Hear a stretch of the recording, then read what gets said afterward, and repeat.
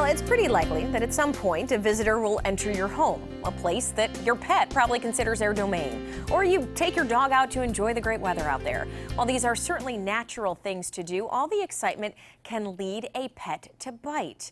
Now, Carol Gerber, the director of the Humane Society of Delaware County, is here to teach us a thing or two as part of our Find a Friend segment sponsored by Rascal Animal Hospital. So, Carol, thank you for being with us. Oh, thanks for having us, Robin. Okay, before we get to the details of Blaze, the dog you have with you today, and how to adopt him and all that, I want to start with saying, this is the first time that I have come upon Blaze. So this is a good example for you to kind of tell me, what should I do before approaching a dog that I've never met before? Absolutely. So a lot of people, like you said, people see dogs and they immediately want to reach out and touch them and pet them because they're so cute, but that can scare a dog actually. So the first thing that you should do when you greet a dog is stop a decent distance away from them, kind of stay out of their space bubble, let them take a look at you.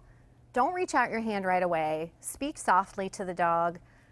If the dog seems welcoming, ears are up, tail is wagging, body is soft, you can reach your hand out with the back of your hand first. Let them take a sniff. Okay. See what they think of you. And obviously always ask the person who's holding the dog, is it okay if I pet your dog? The person handling the dog is the best person to know that animal's behavior. So they'll be the one to be able to tell you, oh, sure, you can touch my dog, or no, they're a little bit nervous, let him come to you. Okay. Yeah, and it sounds like you kind of let them lead a little bit at first before you come at them because they may mistake your behavior as aggressive. Right. And they may just be a nervous dog in general, and any kind of sudden movements or strange people, especially if you're tall. Yeah. Dogs don't like it when you hover over them.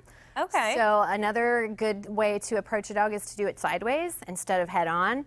That way you're not towering over the dog, but you're kind of standing sideways to the dog. That makes them feel a little bit more comfortable as well. If you can squat down so that you're more eye level with the dog, that's even better. Almost like you are with kids. Right. You want to get on their level to kind of make them feel comfortable. Exactly. And oftentimes it is kids that are the ones who get bit and they don't even realize it. So what do you say to kids or to parents maybe to help their kids out? Yeah, well, the first rule, obviously, ask permission. Never approach a dog that you don't know without asking permission. And even when you're at a friend's house and your friends have a dog, have your children ask them permission as well. You may know that dog really well, but it's just a good rule of thumb for the kids to learn. When we go to schools, we talk to school groups a lot, and we talk to kids about what to look for in the dog and how to approach the dog. We tell kids to sit down, let the dog come to you. Keep your fingers in like you're making a fist, but make a loose fist so that there's nothing sticking out there that the dog could, want to grab a hold of. Let the dog come up and warm up to you. If you can sit down and talk to them softly, that's the best way to go. And you can read the dogs. Dogs will tell you if they're uncomfortable. There's different things you can look for. Their tail is down, their ears are back. If they're licking their lips or they're panting, those are all signs that the dog might be just a little bit nervous. And that's what some of the things you have mentioned with just teaching kids how to interact with dogs. I mean, being polite. I mean, these are certain things, recognizing, like you said, those signs that say, hey, maybe we should wait a minute. And I always like this one. You say, play appropriate games with them. Yes, play appropriate games with your dog. Get a ball. Roll the ball to the dog. Most dogs enjoy that kind of interaction.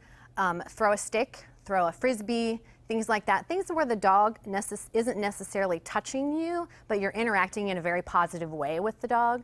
The biggest mistake that most people and children make is trying to hug the dog. Most dogs really don't like huggers. No, they're not really huggers. I mean, we all want to hug them because they're so cute and they're soft. But a lot of times, hugging a dog will really, really upset them. It makes them very nervous. They don't like to be not in control maybe in that. Yeah. Okay, so Carol, let's learn about Blaze. We waited long enough because he is just a sweetheart. He is. Blaze is 2 years old, and our best guess is that he is a Shar-Pei Great Dane mix. He's really tall. You can't tell that because he's sitting down and being an excellent boy right now, but he's very tall. He's a little over 2 years old. Okay. He actually came to us from Ross County Humane Society, where he had been for 7 months. So he's ready for a home. He is. Okay, so he is with the Humane Society of Delaware County, and I want to quickly get out there because we're running out of time. An event you have coming up in August called Putts for Pets. It's August 26th. Dinner, you've got Qdoba, raffles, all kinds of good stuff. All kinds of good stuff. It's $75 per golfer. Dinner's included, a beer ticket, a raffle ticket. It's a lot of fun. It's a great cause. It's at Blackhawk Golf Course in Galena. It's a great course. They've hosted us 2 years in a row. This will be our 3rd year, so we hope everybody comes out to join us. Okay, again, hsdcohio.org. That's how you get Blaze. That's how you get tickets, all that good info. So, Carol, thanks for being here. Thanks, Robin.